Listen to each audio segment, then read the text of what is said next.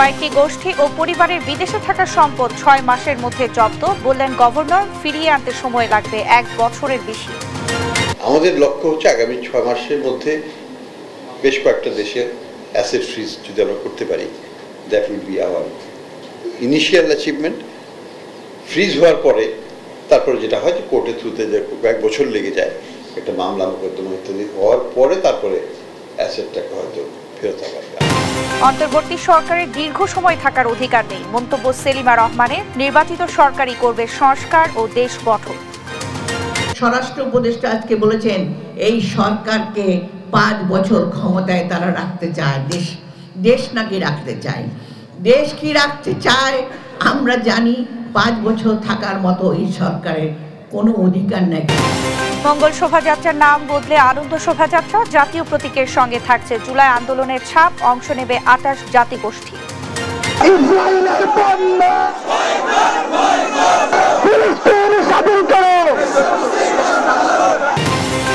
স্বাধীন ফিলিস্তিন রাষ্ট্র প্রতিষ্ঠা ও গণহত্যার বিচার দাবিতে উত্তাল বায়তুল মোকাররম। দেশের বিভিন্ন স্থানে প্রতিবাদ মিছিল সমাবেশ।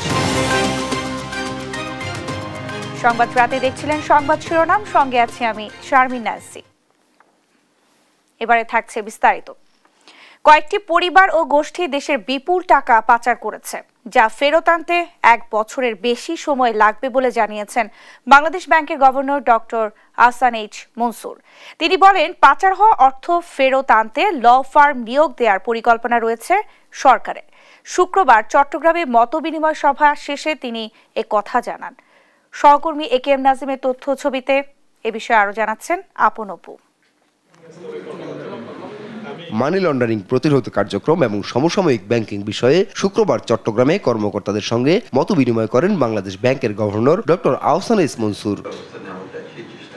পাচার হওয়া অর্থ ফেরত আনা বাংলাদেশের জন্য একেবারেই নতুন অভিজ্ঞতা জানিয়ে গভর্নর বলেন, বিভিন্ন দেশের সরকারি প্রতিষ্ঠানের সঙ্গে আলোচনা চলছে এবং মিউচুয়াল লিগ্যাল অ্যাসিস্ট্যান্সের বিষয়ে চিঠি পাঠানো হচ্ছে। পাশাপাশি বিভিন্ন ল ফার্ম নিয়োগ দেওয়ার পরিকল্পনা রয়েছে সরকারের। আমরা মিউচুয়াল যেটাকে এমএলএ লিগ্যাল অ্যাসিস্ট্যান্সের ব্যাপারে আমরা চিঠি পাঠাচ্ছি। আমরা বিভিন্ন ল ফার্মের সাথে কথা বলছি, তাদেরকে আমরা খুব শীঘ্রই হয়তো হায়ার করব।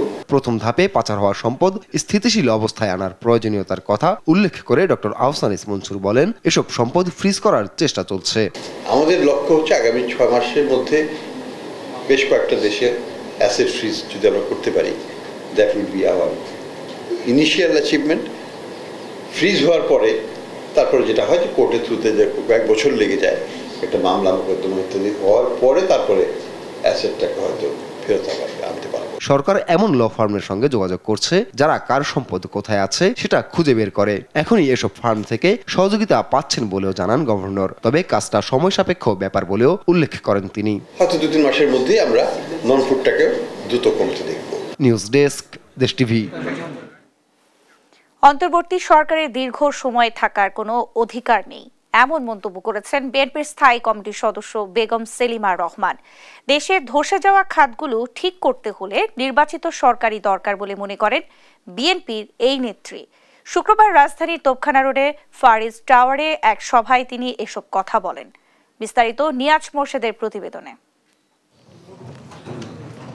বিগত সরকারের ধসে যাওয়া চিকিৎসা খাতের পরিবর্তনে সরব বাংলাদেশ ডিপ্লোমা মেডিকেল অ্যাসোসিয়েশন। তাই স্বাস্থ্য খাতের নানা প্রতিকূলতা থেকে উত্তরণের বিভিন্ন উপায় নিয়ে এই কাউন্সিল অধিবেশন। এ সময় বক্তারা বলেন, উন্নয়নের অজুহাতে মেগা প্রকল্প আর চিকিৎসা নামে মানুষের সঙ্গে প্রতারণা করেছে বিগত সরকার। বিএনপি চায় এমন পরিস্থিতির পরিবর্তন। আমাদের যে দেশ ধ্বংস করা, রাজনীতি ধ্বংস করা, দুর্নীতিবাজ সমস্ত কিছু মিলিয়ে আজকে বাংলাদেশকে শেষ করে ফেলছে এবং এর মধ্যে রয়েছেন এই মোদিবাবুদের চক্রান্ত।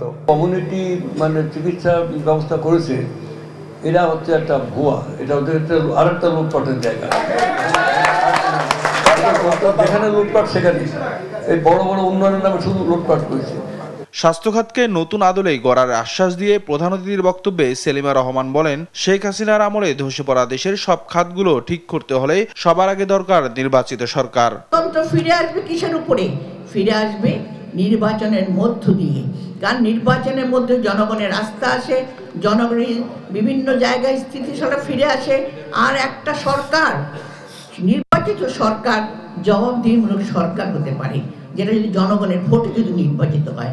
জনগণ চায় অন্তর্বর্তী সরকারকে 5 বছর ক্ষমতায় রাখতে। স্বরাষ্ট্র উপদেষ্টার এমন বক্তব্যের সমালোচনা করে সেলিমা রহমান বলেন, এই সরকারের দীর্ঘ সময় ক্ষমতা থাকার অধিকার নেই। স্বরাষ্ট্র উপদেষ্টা আজকে বলেছেন এই সরকারকে 5 বছর ক্ষমতায় তারা রাখতে চায়, দেশ নাকি রাখতে চায়। দেশ কি রাখতে চায় আমরা জানি, 5 বছর থাকার মতো এই সরকারের কোনো অধিকার নেই, কেন তারা ইন্টারিম গভর্নমেন্ট। ক্ষমতায় না থাকলেও বিএনপি ভয় পায় না বলেও মন্তব্য করেন সেলিমা রহমান। নিয়াজ মুর্শিদ, দেশ টিভি, ঢাকা। পুলিশের কনস্টেবল পদে নিয়োগ পেতে বিভিন্ন রাজনৈতিক দলের নেতা বা সমন্বয়কদের পেছনে না দৌড়ানোর আহ্বান জানিয়েছেন জাতীয় নাগরিক পার্টির উত্তরাঞ্চলের মুখ্য সংগঠক সার্জিস আলম। শুক্রবার নিজের ভেরিফাইড ফেসবুক পেজে এক পোস্টে এ আহ্বান জানান তিনি। সার্জিস আলম বলেন, কোটা না মেধা এই স্লোগান দিয়ে একটা অভ্যুত্থান হয়েছে। 1,500-এর অধিক মানুষ জীবন দিয়েছে, অর্ধ লাখের অধিক মানুষ রক্ত দিয়েছে। সেখানে মেধার বিপরীতে সুপারিশ এই অভ্যুত্থানের শহীদদের রক্তের সঙ্গে প্রতারণার নামান্তর। তাই দয়া করে নিয়োগের ক্ষেত্রে কেউ কোনো প্রকার সুপারিশের আশায় আসবেন না এবং আহ্বান থাকবে অন্য কোনো দলের কোনো নেতার কাছেও যাবেন না।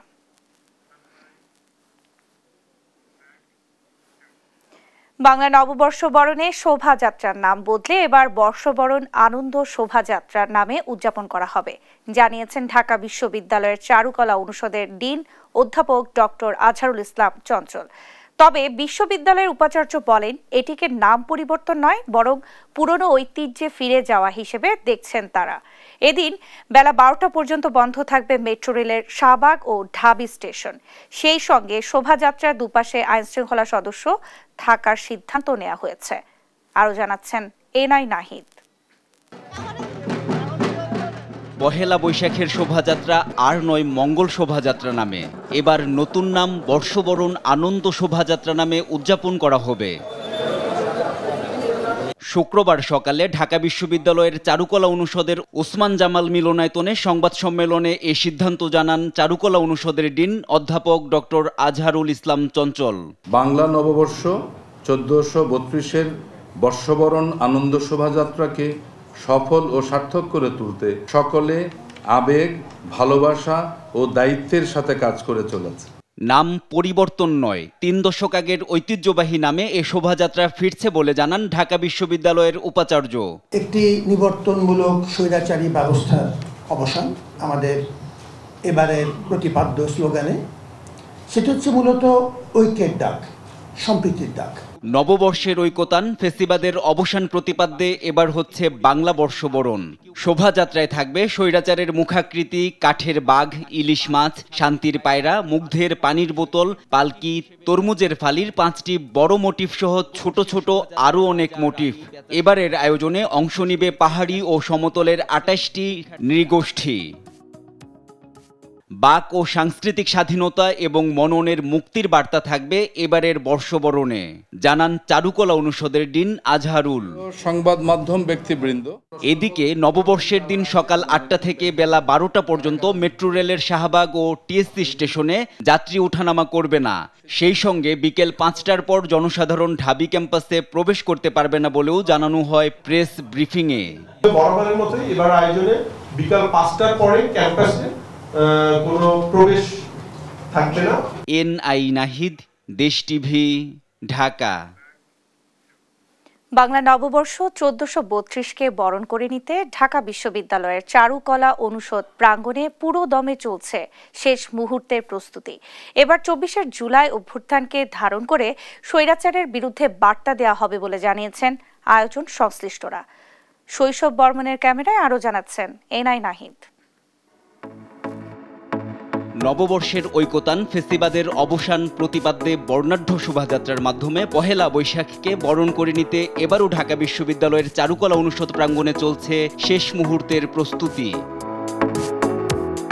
নববর্ষের শোভাযাত্রার রাজা, রানী, পেঁচা সহ পশু পাখির মুখোশ তৈরিতে ব্যস্ত সময় পার করছেন শিক্ষার্থীরা।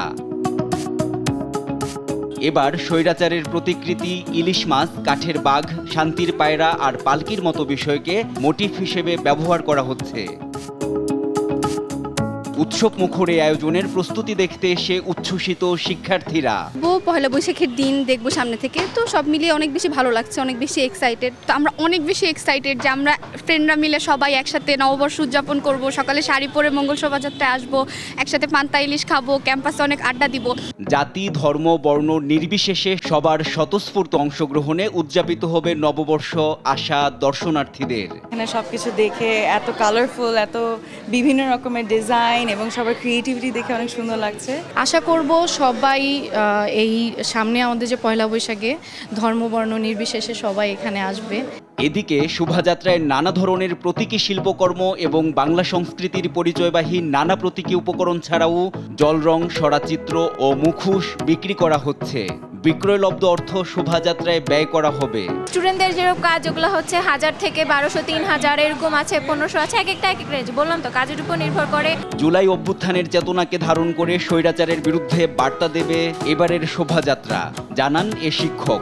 অন্যান্য বারের মতোই এবার বাংলাদেশের ফোক মোটিভ এর পাশাপাশি ফ্যাসিবাদের মুখচ্ছবি নামে একটি মোটিভ থাকবে। বাংলা নতুন বছর বাঙালির জীবনে অনাবিল আনন্দের বার্তা নিয়ে আসবে, এমনটাই প্রত্যাশা সবার।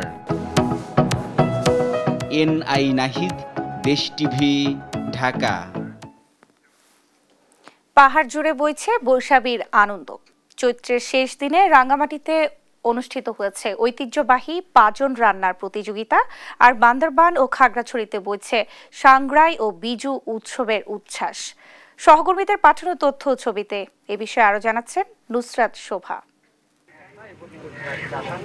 চৈত্রের শেষ বিকেল রাঙামাটির ক্ষুদ্র নৃগোষ্ঠীর সাংস্কৃতিক ইনস্টিটিউট প্রাঙ্গণে চলছে পাজন রান্নার প্রতিযোগিতা। সারি সারি চুলা, কড়াইতে উঠছে একের পর এক সবজি, যেন ঐতিহ্যের সুগন্ধ ভেসে আসছে বাতাসে। 11 থেকে 41 ধরনের সবজি মিশিয়ে তৈরি হয় পাহাড়ি জনগোষ্ঠীর ঐতিহ্যবাহী এই খাবার। প্রতিযোগিতায় অংশ নিয়ে খুশি স্থানীয়রা। আয়োজকরা বলছেন ঐতিহ্য ধরে রাখতেই এই আয়োজন। বিজু মেলাতে আজকে প্রতিযোগিতা হচ্ছে, তো আমি এখানে অংশগ্রহণ করেছি। তো আমি যেটি রান্না করতেছি ওই তরকারিটির নাম হচ্ছে পাজন তরকারি। একটা পাজন তরকারি যদি সম্পূর্ণ হতে হয় 32 পদ লাগে, কিন্তু আমাদের এখানে যে কালচার ইনস্টিটিউটে আমরা রান্না করতেছি আমাদেরকে 11 পদ দিয়ে রান্না করতে হচ্ছে। একটি বিশ্বাস কাজ করে এখানে যে 7 গড়ের পাজন খেলে মানে বিভিন্ন রোগ থেকে রক্ষা পাওয়া যায়। এই প্রতিযোগিতার আয়োজনের মুখ্য উদ্দেশ্য হচ্ছে যে আমাদের সংস্কৃতিকে বিকশিত করা এবং প্রসার ঘটানো। অন্যদিকে বান্দরবানে বইছে বৈশাখীর আমেজ। ত্রিপুরাদের বৈশু, মারমাদের সাংগ্রাই, মুরংদের সংক্রান্ত, চাকমাদের বিজু, তঞ্চঙ্গাদের বিশু, সব মিলিয়ে এক জমকালো উৎসবের নাম বৈশাখী। উৎসব ঘিরে জেলা জুড়ে কাপড়, কসমেটিক্স, জুতা, ব্যাগের দোকানগুলোতে চলছে কেনাকাটার ধুম। আগের তুলনায় বেচা কেনাটা ধুম পড়ে গেছে বেশি, যেহেতু হচ্ছে আপনার রমজান মাসের ছুটির কারণে রিসেন্টলি 15 দিন আগে থেকে ছুটি দিয়ে দিয়েছে। তার অভিভাবকদের অফিস আদালত সবই ছুটি, এর কারণে আমাদের বেচা কেনাটা সঙ্গে উপলক্ষে বাড়তেছে। এদিকে খাগড়াছড়িতে বৈশু উৎসব ঘিরে বর্ণিল শোভাযাত্রা করেছে ত্রিপুরা জনগোষ্ঠী। নিজেদের ঐতিহ্যবাহী পোশাক পরে নেচে গিয়ে আনন্দ উচ্ছ্বাস করে তরুণ তরুণীরা। নুসরাত শোভা, নিউজ ডেস্ক, দেশ টিভি।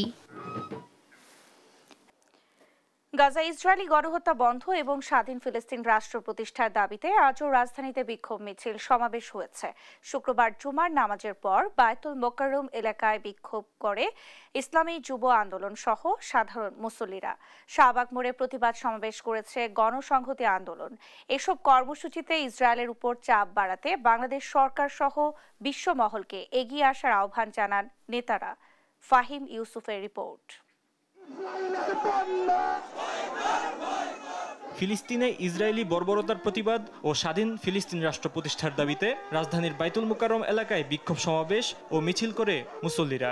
শুক্রবার জুমার নামাজের পর বিভিন্ন ইসলামী দল ও সংগঠনের ব্যানারে এই কর্মসূচি পালন করা হয়। বাইতুল মুকাররমের উত্তর গেটে ইসলামী যুব আন্দোলন বাংলাদেশের নেতারা গাজায় গণহত্যার বিরুদ্ধে অবস্থান নিতে দেশবাসীকে ইসরায়েলি সব পণ্য বয়কটের আহ্বান জানান। আমরা আমাদের সেই ফিলিস্তিনের ভাইদের প্রতি সংহতি জানিয়েতে রাজপথে নেমেছি। আহ্বান করছি, অতি দ্রুত যুদ্ধ বন্ধ করুন, ফিলিস্তিনকে স্বাধীন হিসেবে রাষ্ট্র ঘোষণা করুন। অর্থনৈতিকভাবে পঙ্গু করে দেওয়ার জন্য ইসরায়েল এবং মার্কিন যে পণ্য আছে আমরা এই পণ্য বয়কট করব।